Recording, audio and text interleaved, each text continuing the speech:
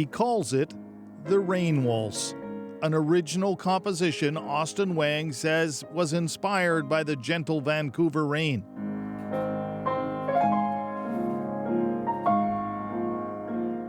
As beautiful as his composition is, it's another type of talent that has the science community buzzing about this young man. This is my room.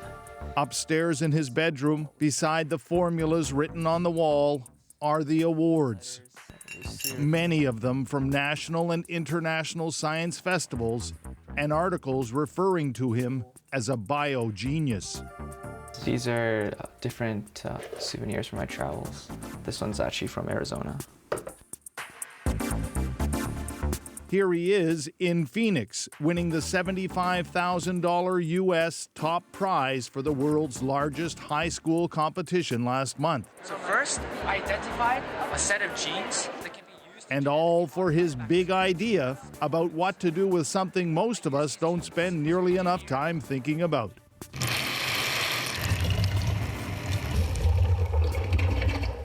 All the water we waste. Greater Vancouver alone produces 1 billion liters of wastewater every day. And just processing all that wastewater requires huge amounts of electricity. Even talking about it clearly embarrasses this young man. Canadians are extremely wasteful. I don't average. I think we're worse than the Americans. We're worse than, yeah, it's very, very bad. Yeah. Yeah. And our energy consumption per capita is the worst in the world, I think. Yes. So you're working on some pretty big problems here. Yes, it's embarrassing, but hopefully with these kind of technologies we can offset some of that. Yeah. But then he began working on his big idea. What if you could use microorganisms to not only clean the water, but generate significant amounts of electricity at the same time? Well, I got to tell you, just looking at this gives me a headache. But And this was what came out of his head, a complex solution to boost electrical output by genetically modifying the bugs. So this is a specific strain of E. coli that handles large pieces of DNA very well. So these have all been genetically modified with inserts of DNA. And I've pulled together this genetically modified pool of E. coli. It could generate significantly more power than genetically unmodified E. coli. Long hours of research and lab work, mentored by profs here at the University of British Columbia, led to his new discovery in biotechnology. Still in high school, at the age of 18. so how much were you able to boost the electrical output? By up to about 20 times. Wow. Given the amount of wastewater, his research numbers predict a potential to generate as much as 600 gigawatts of energy from waste biomass. Theoretically, if we get efficiencies high enough, then it's theoretically achievable. Well, that's approaching like the power output of the entire United States of America. Yeah. His high school science advisor here at David Thompson Secondary School has long since given up trying to teach him anything. He scares me a little bit. People keep giving me credit for helping him. I mean, I'm more of a cheerleader, and the best thing I can do for him now is just basically stay out of the way, right? But I'm fairly But certain ask Austin to describe Austin Wang, and you get this. Austin, I think he's just an average kid. He's just, I don't, like people when they see me, sometimes they think I'm something special, and I don't see that. I think I've just been extremely blessed. It's true, he loves to play basketball There you go. Oh, yeah. and spend some time fooling around with robots.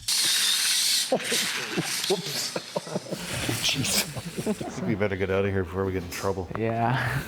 But as for his big accomplishments, he tends to share the credit. I don't know. I think the success is everybody's success. I'm just kind of like the poster boy. Like everyone's like, oh yeah, it's Austin. But no, You're a pretty humble guy. I don't know. It's the way I see it. I think it's the teacher's success. It's the school's success. Yeah. How did he stay so grounded? Meet Mom and Dad. So was he always a very smart boy? I don't think so. Dad has a sense of humor, but says, no kidding, Trying to stop Austin when he gets an idea in his head is not easy to do. You worry sometimes he works a little too hard? I think so. Yeah, both my wife and I just beg him, stop, it's too much, go to sleep. That's all we concern. Normally we don't push him. Maybe very, very young we push a little bit hard. Yeah. But after 10 or 12 years old, we just try to stop him. Stop!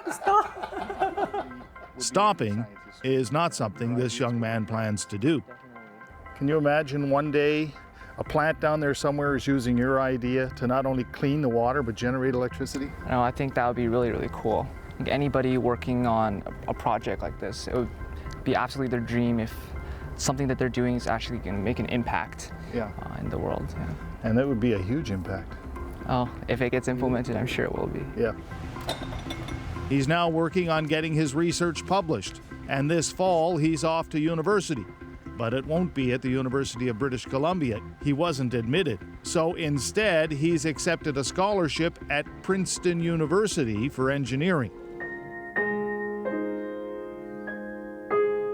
By the way, one last note.